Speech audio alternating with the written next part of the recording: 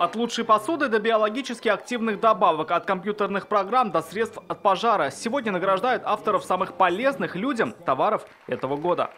Радует, что наряду с промышленными производителями и производителями продуктов питания к конкурсу все активнее подключаются предприятия, которые оказывают различные услуги. Один из примеров – Мамадышская ЦРБ, где только в этом году сделали больше 500 операций на катаракту и научились справляться с полипами на самых ранних этапах. Внедрены были методики эндоскопического не только диагностики, но и лечения полипектомии и диагностики доброкачественных и злокачественных новообразований.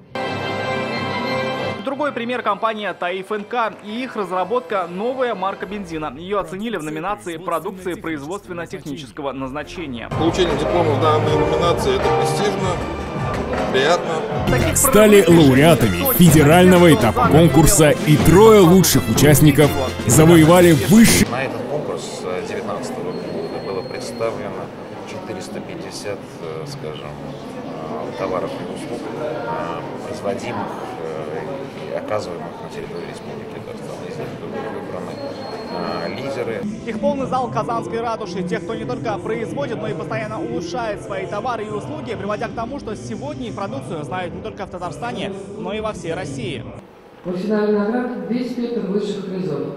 Это гордость Отечества, лидер качества, за успехи в импортозамещении, инновации и другие. Процесс идет колоссальный. Если лет 20 назад был один вид продукции, сейчас другой.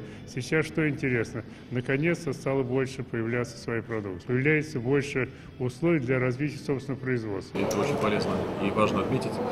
Руководители предприятий ценят и занимаются качеством своей продукции. Здесь же награждают и тех, кто задает стандарт не только на локальном, но и федеральном рынке. Финалистов конкурса «100 лучших товаров России». В этом году 53 лауреата из Татарстана.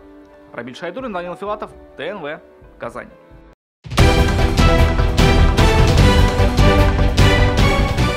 Все новости дня, выпуски программы «Новости Татарстана», программы и фильмы на сайте tnv.ru и на YouTube-канале ТНВ. Подписывайтесь.